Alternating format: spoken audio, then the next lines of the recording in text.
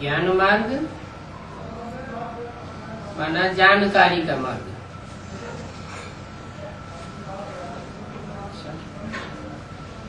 भक्ति मार्ग में जानकारी नहीं होती है। भक्ति मार्ग में कुछ जानते नहीं है क्या? जानते तो हैं, लेकिन जो कुछ भी जानते हैं वो सब नकामी बातें हैं। काम की कोई बात नहीं। क्यों? भक्ति मार्ग में काम की कोई बात नहीं है। क्यों काम की बात नहीं है? क्योंकि जो कुछ भी भक्ति मार्ग में जानते हैं वो दुख की ओर ले जाने वाला है। और ये है ज्ञान मार्ग। जानते हैं, जानकारी है, ज्ञान है। किस बात का ज्ञान है? सत्य का ज्ञान है। सत्य क्या है? जो सुख देने वाला है सो सत्य है, जो दुख देने वाला है सो असत्य है। दुखदाई है रावण और सुखदाई है राम। सुख देने वाला एक है और दुख देने वाले रावण के अनेक सिर हैं और मुखिया बनकर के बैठे। एक है सुखदाता, बाकी सब है दुखदाता। तो सत्य किसे कहा जाए? ज्ञान किसे कहा जाए?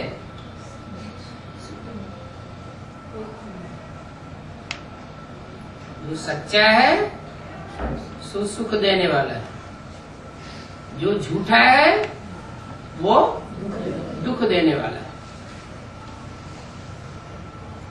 दुनिया में है सब भक्ति मार्ग।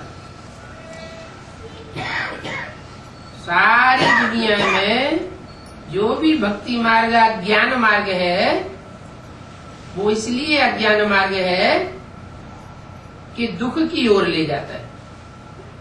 दुनिया किस ओर जा रही है?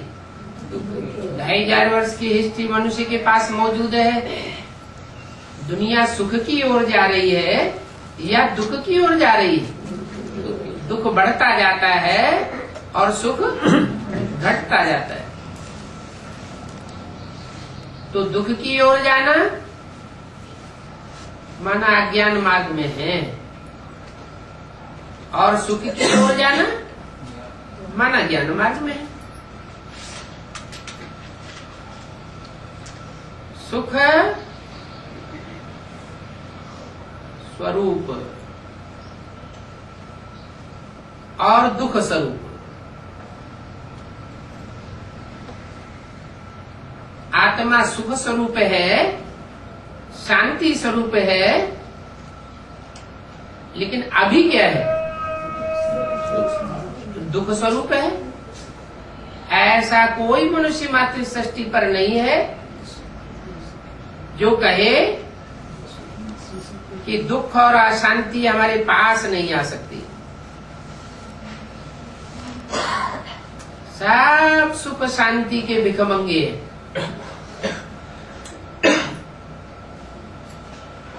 माना सब सत्य से दूर है और असत्य से चिपके हुए हैं। सत्य एक बाप सत्य और अनेक है असत्य। ये है झूठ खंड। झूठ खंड में सब झूठे। झूठे लेना, झूठे देना, झूठे भोजन, झूठ चबेना। हर बात में झूठ ही झूठ। बाप आकर सत्य बताते हैं। बाप है ही सत्य चित्त आनंद, सच्चा है, चैतन्य है और आनंद स्वरूप है। आनंद स्वरूप माना सुख स्वरूप है। तो सत्य बाप आकर बताते हैं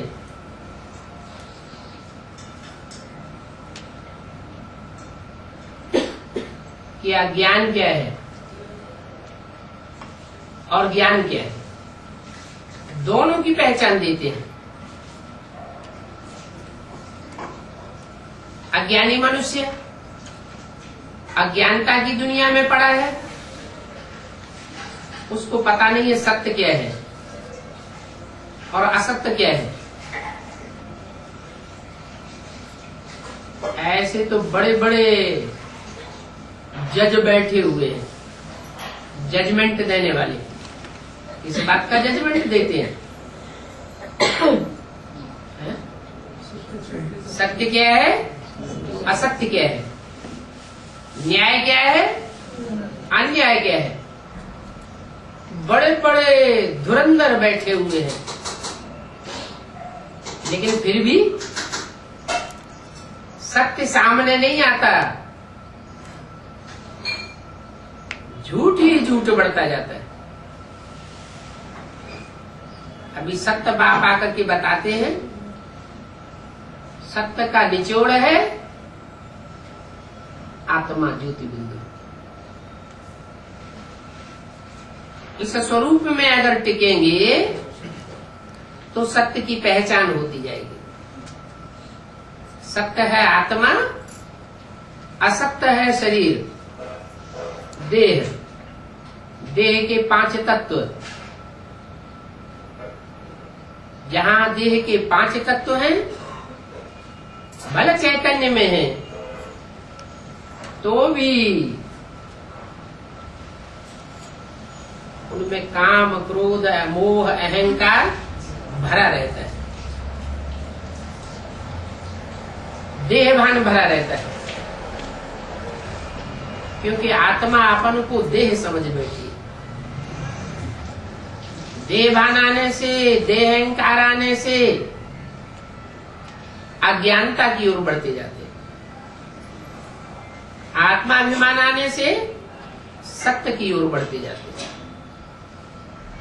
अभी बाप आया हुआ है सत्य, बताते हैं कि सत्य युग आने वाला है और झूठखंड जाने वाला है। ज्ञान की दुनिया आने वाली है, सत्य की दुनिया सत्युग आने वाला है और अज्ञानता की दुनिया झूठखंड खलास होने वाला है। ये देह की दुनिया है। देह की दुनिया में 5 तत्वों की भी प्रधानता है और 5 विकारों की भी प्रधानता है। 5 विकारों का बाप है देह अभिमान, और देह की बनावट होती है 5 तत्वों से। तो 5 तत्व देह का सार, जिनसे 5 तत्व वाला शरीर बनता है, और आत्मा 5 तत्वों के बने हुए शरीर से बिल्कुल भिन्न। इतनी भिन्न कि आत्मा सदा सत्य है और देह सदा असत्य है। कुछ पता नहीं, ये देह आज है और कल न रहे, विनाशी। सत्य है अविनाशी और देह है विनाशी। देह के 5 तत्व भी विनाशी। तो क्या सत्युग में देवताओं को देह नहीं होगी? है? देह तो होगी, लेकिन देह का भान नहीं होगा। और उसे झूठखंड की दुनिया में देह का भान पहुंच, मैं इतने पैसे वाला हूँ, मैं इतने मर्तबे वाला हूँ, मेरी इतनी पोजीशन है। तो ये जो देह भान है, वो देह भान ही झूठ है। झूठ खंड की दुनिया में झूठ आता है रावण से, और रावण अज्ञानता ही सिखाता है। क्या? अजानता।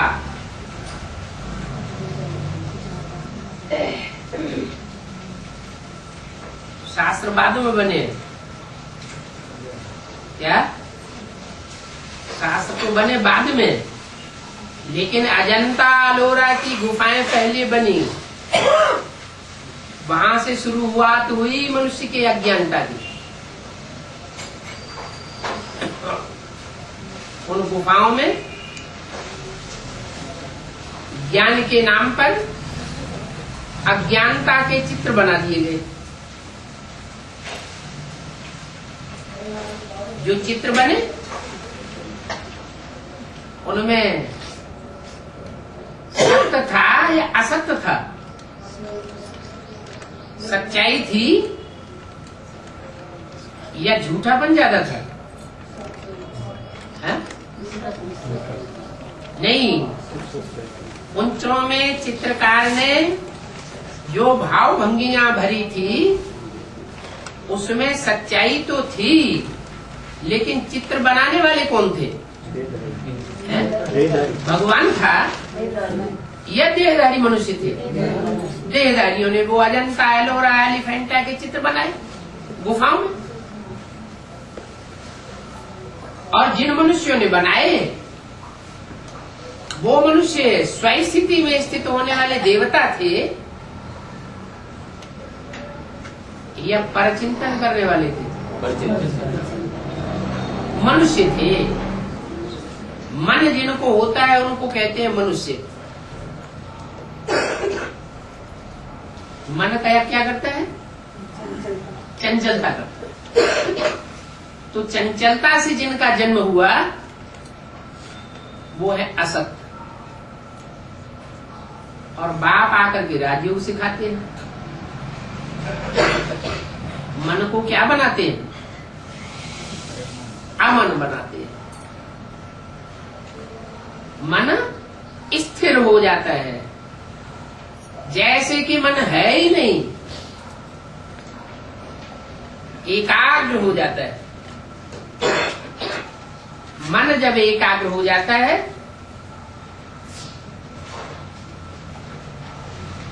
तो आत्मा बन जाती है। आत्मिक स्थिति जो पक्की होती है वो नंबरवार होती है। सतयुग में जो भी देवताएं होंगे वो सब एक जैसी आत्मिक स्थिति वाले होंगे या नंबरवार होंगे? सबकी 16 कला संपूर्ण स्टेज होगी, वो तो होगी, लेकिन फिर भी जो आत्मा आत्मिक स्थिति में ऐसी स्थित हो जाए कि सारी मनुष्य सृष्टि का ज्ञान उसमें समा जाए,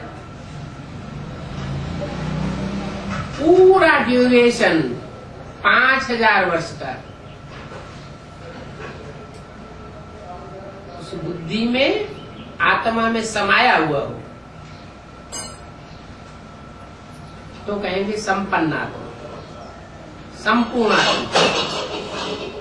अगर कोई आत्मा दो जन्म या 2 दिन भी कम जन्म लेती है 5000 वर्ष के ड्यूरेशन, तो उसको संपूर्ण नहीं कहते, आत्मा नहीं कहते। 16 कला संपूर्ण तो होगी, लेकिन कुछ न कुछ परसेंटेज में आत्मिक स्थिति में अंतर पड़ जाएगा। तो 100% सत्य सिर्फ एक बचता है और बाकी सब परसेंटेज में आ जाते हैं।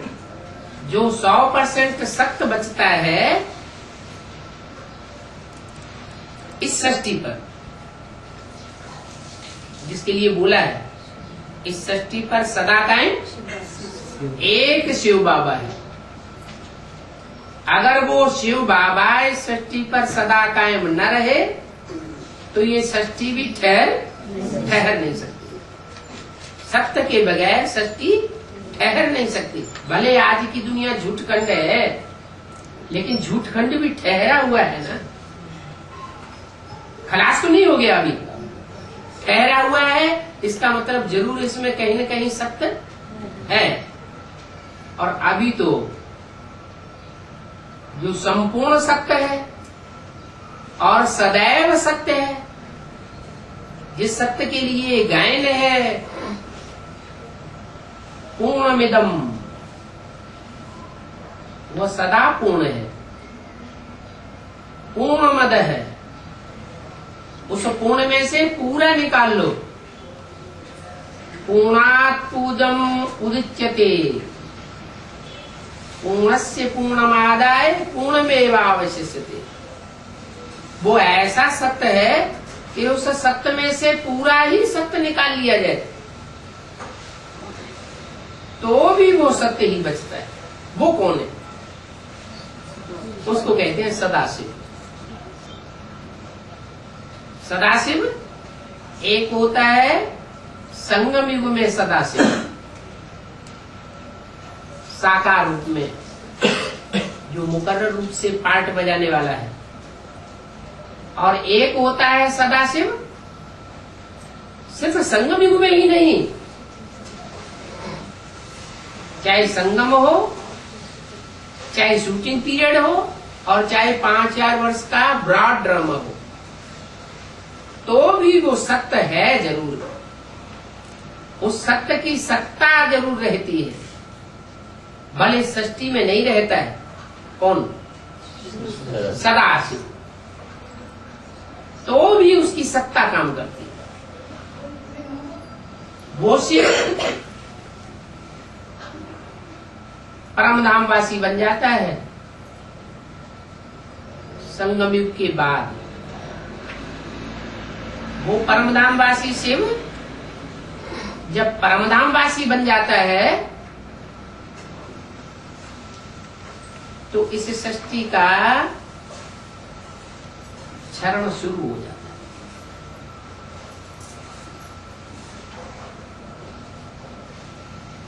जैसे मकान बनता है,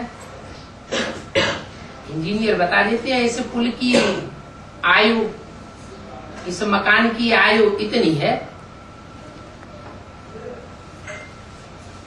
तो 4 अवस्थाओं में बताया जाता है कि ये सतो प्रधान स्टेज, ये तमो प्रधान, ये रजो, ये सतो।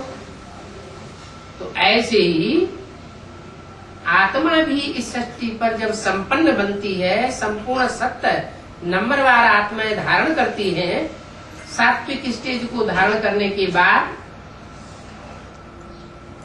एक लंबे अरसे तक वो अपने सत्व को टिका पाती है। लेकिन सदा से भी सृष्टि पर न होने के कारण आखिरी रिजल्ट क्या होता है? जैसे जैसे असक्त आत्माएं, जो अपूर्ण आत्माएं हैं, वो सृष्टि पर उतरती रहती हैं, ऊपर से बाद में उतरती हैं, वो अपूर्ण आत्माएं उतरती हैं या संपन्न आत्माएं उतरती हैं? अपूर्ण आत्माएं, माने पूरी आत्मा नहीं बनती, पूरे 84 का चक्र लेने वाली आत्माएं नहीं है। वो उतरती है तो उनके संग के रंग में आने से जो संपूर्ण सत्य आत्मा है, बाप समान बनने वाली आत्मा, सुप्रीम सोल के सबसे नजदीक रहने वाली आत्मा, वो भी नीचे गिरती। 16 कला संपूर्ण से क्या बनती है? कलाहीनता की स्टेज की ओर जाती है। और ये क्रम सत्युग की आदि से ही चलता है। क्यों चलता है? जैसे सोना होता है, सोना में चांदी की खाद डाली जाती है तो सोने का ग्रेड नीचे उतरता है। लेकिन चांदी की खाद पड़ी है, चांदी तो बहुत ड्यूरेबल होती है। क्या चांदी में घिसाव नहीं आता, फिर भी सोने का जो मूल्य है वो कम होता जाता है।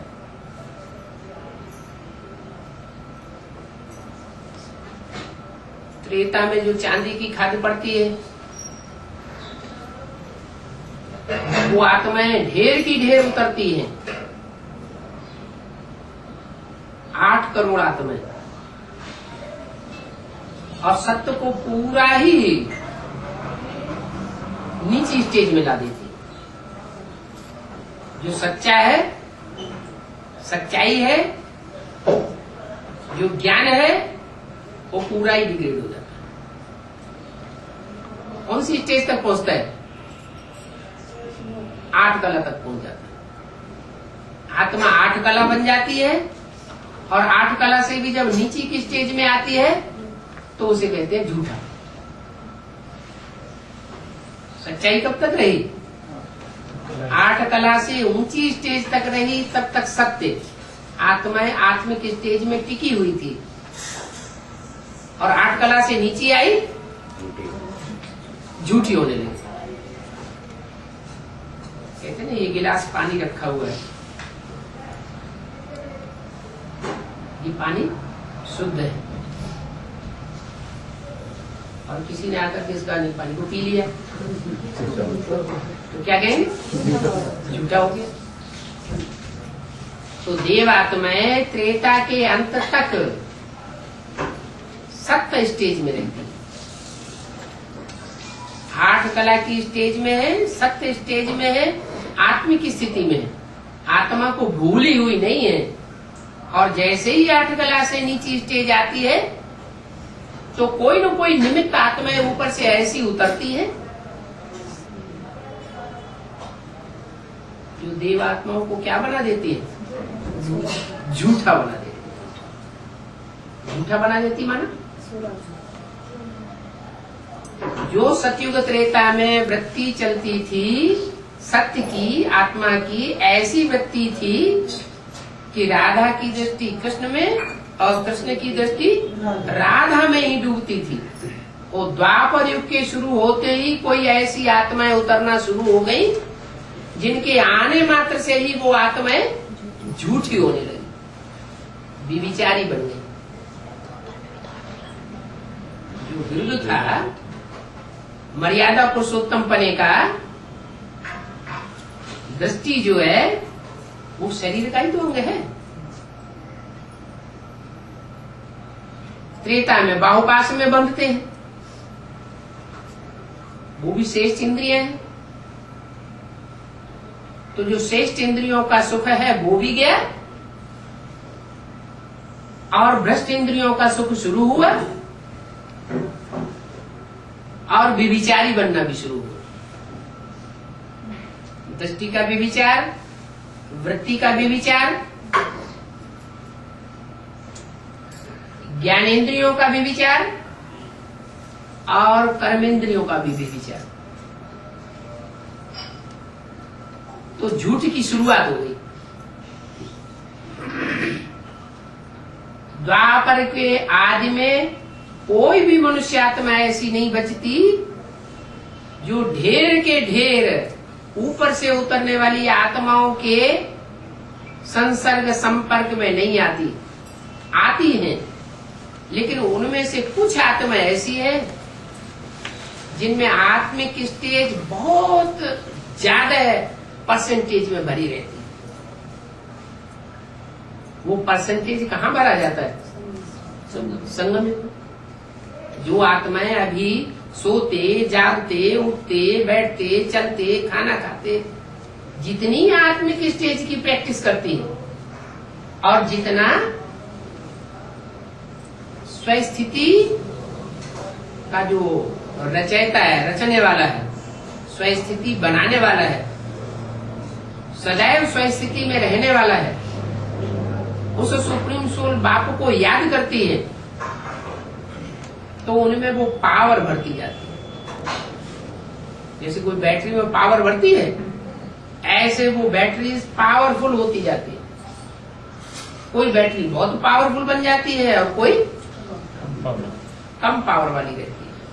क्यों रहती है? पावर भरने वाला तो आ गया, वो जनरेटर, वो ताकत तो सभी बैटरीज को दे रहा है, फिर कोई कम पावर भरता है, कोई ज्यादा पावर भरता है। कोई बैटरी ऐसी है जो द्वापर की शुरुआत होते ही एकदम खाली हो जाती है।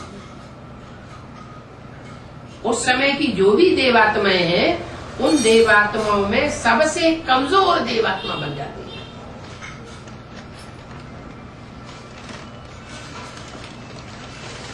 और उस कमजोर देवात्मा में, पतित देवात्मा में ऊपर से आने वाली पावरफुल आत्मा प्रवेश कर जाती है। जो ऊपर से प्रवेश करती है वो अपनी कोटि की पावन आत्मा है, लेकिन इतना ज्ञान उसमें नहीं है कि व्यभिचार क्या होता है और अव्यभिचार क्या होता है। झूठा किसे कहा जाता है और 100% सच्चा किसे कहा जाता है। ऐसी आत्मा जब उस कमजोर आत्मा में प्रवेश करती है तो सत्य का ज्ञान न होने के कारण वो भी तेजी से उस झूठ के संग के रंग में आती है, पतित आत्मा के संग के रंग में आती है और तेजी से नीचे गिरना शुरू हो जाती है। क्यों? क्योंकि उस आत्मा की बुद्धि में व्यभिचार का ज्ञान नहीं है। खूब व्यभिचार फैलाती है, दृष्टि वृत्ति का करप्शन फैलाती है। उस फैलाने के टाइम पर कुछ आत्माएं उस करप्शन से बच करके रहती है और कुछ आत्माएं पूरी कन्वर्ट हो जाती है। इसका कारण क्या हुआ?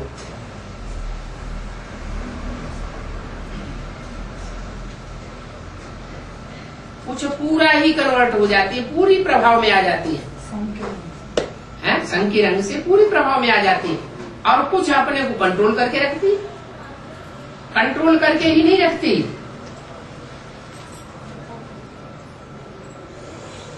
उन कन्वर्टेड आत्माओं को जो दृष्टि वृत्ति का करप्शन में पूरी फंस जाती है, उनको खदेड़ के हिंदुस्तान से बाहर कर देती है।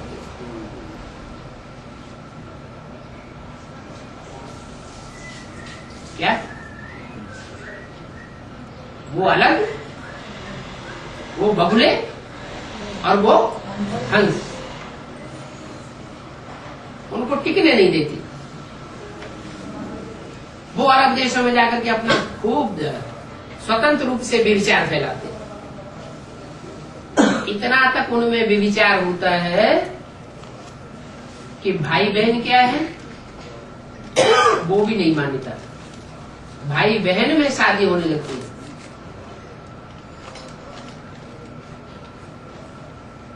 तो वो तो स्वतंत्र हो गई व्यभिचार के लिए, व्यभिचारी दुनिया बनाने के लिए। और भारत में फिर भी ऐसी आत्माएं रहती है जो व्यभिचार का मुकाबला करती है। झूठ माना व्यभिचार, व्यभिचार का मुकाबला करती है। मुकाबला करते करते, मुकाबला करने से संघर्ष होता है ना, संघर्ष करने से शक्ति क्षीण होगी या पावरफुल बनेगा?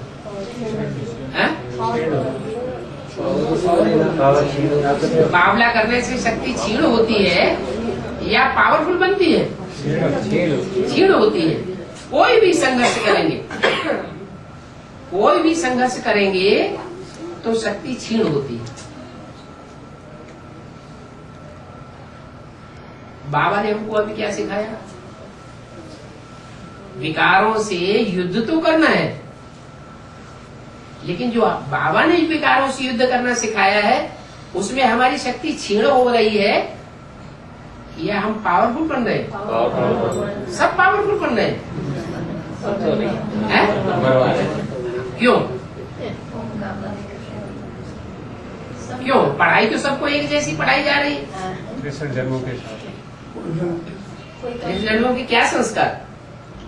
खोटे संस्कार नहीं, जिन आत्माओं ने व्यभिचारियों का संग लिया है पूर्व जन्मों में, वो यहाँ शूटिंग पीरियड में भी उन व्यभिचारियों के संग के रंग में आ जाती है। बनी बनाई बन रही, अब कछु बननी ना, तो कब बनी बनाई? 63 जन्मों में जो बनी बनाई है वो यहाँ शूटिंग पीरियड में रिहर्सल होती है। शूटिंग पीरियड में रील घूमती है। तो ये जो रील घूम रही है,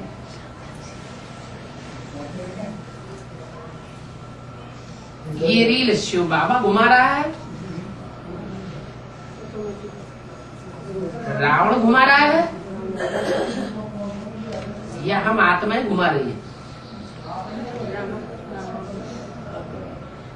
इस रील के घुमाने का जिम्मेवार कौन?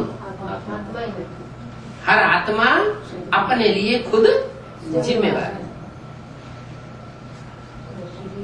अभी भगवान बाप तो आकर के हमारी बुद्धि रूपी हथेली में पूरी तकदीर दे रहा है। ऐसा करने से ऐसा होगा, ऐसा करने से ऐसा होगा। जानते भी हैं झूठ क्या है और सत्य क्या है, फिर भी जानने के बावजूद भी, न चाहते हुए भी क्या हो जाता है? झूठ की ओर आकर्षण हो जाता है। तो जो झूठ की ओर आकर्षण हो जाता है, और हम जानते हैं कि हमारा ही किया हुआ कर्म है, कोई दूसरे का किया हुआ कर्म नहीं है। अगर कोई आत्मा माया बनकर के आती है, रावण बनकर के आती है, माया बन के आती है स्त्री रूप में, और रावण बन के आती है पुरुष रूप में, ये दो रूप में माया आती है ना। तो जो भी माया आती है, उस माया के प्रभाव में हम झूठ और सत्य को नहीं पहचान पाते, और द्वापर युग में हम कमजोर पड़ जाते हैं। कोई द्वापर में आज में ही कमजोर पड़ते हैं, कोई द्वापर के मध्य में कमजोर पड़ जाते, दूसरे धर्म पिताओं के आने के बाद, कोई द्वापर के अंत में, कोई कलयुग के अंत में, कोई कलयुग के मध्य में, और कोई आत्मा ऐसी है जो कलयुग के अंत तक, अंतिम जन्म तक झूठ से लड़ाई लड़ती रहती है।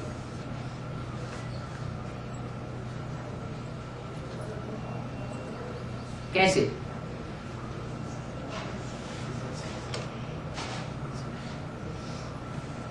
अंतिम जन्म तक लड़ाई लड़ेंगी तो संघर्ष करते करते उन आत्माओं का हाल क्या होगा? बेहाल हो जाना चाहिए, है? बेहाल नहीं होना चाहिए। नहीं, जैसे यहाँ इस समय संगम युग में जो आत्माएं विकारों से युद्ध कर रही हैं और हिम्मत नहीं आती, क्या? एक तो होता है विकारी ऐसा जो अपने घर में ही विकारी है, और एक विकारी ऐसा होता है जो अनेकों के साथ भी विचार में आसक्त हो जाता है। एक है सन्यासी जो अपने घर को सन्यास करता है, और हम बच्चों को कैसा सन्यास बताया है? बेहद का सन्यासी बनना। बेहद का सन्यासी का मतलब क्या है? कि हमारी कोई हद की गृहस्थी नहीं है, क्या? छोटी गृहस्थी नहीं, हमारी कोई छोटी मोटी गृहस्थी नहीं है। वसुधैव कुटुम्बकम, सारी वसुधा ही हमारा परिवार है। तो जब सारा ही परिवार हमारा परिवार है, सारी दुनिया की सारी मनुष्य आत्माएं हमारा परिवार है, तो उनसे हमारा अलगाव रखना चाहिए, दूरवाद खुशवाद होना चाहिए, या मिलजुल कर रहना चाहिए? लेकिन हम मिलजुल कर रहते हैं तो हमें चैप लग जाता है। तो क्या करें? हम मिलजुल करके रहते हैं और मिलजुल कर रहने के कारण क्या होता है कि हम व्यभिचार में आसक्त हो जाते हैं, हमारी इंद्रियां जो है आसक्त हो जाती हैं। तो क्या करें, दूरबाज खुशबाज रहें या मिक्स होकर के रहें?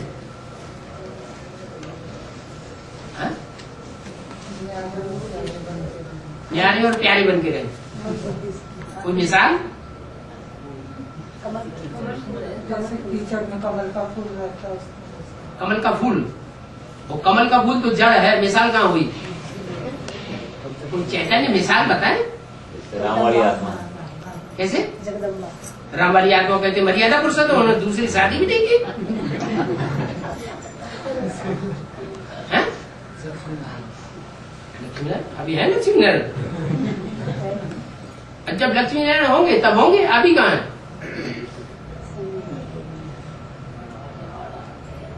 अरे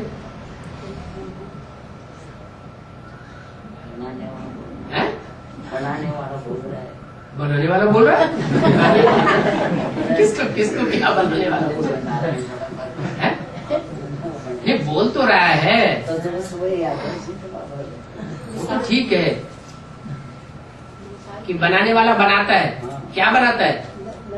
दूरबाज खुशबाज बनाता है। अभी बात क्या हो रही है? बात हो रही है दूरबाज खुशबाज अच्छी बात है या मिक्स होकर के रहना अच्छी बात है? मिक्स रहना है, मिक्स रहना है, लेकिन करना क्या है?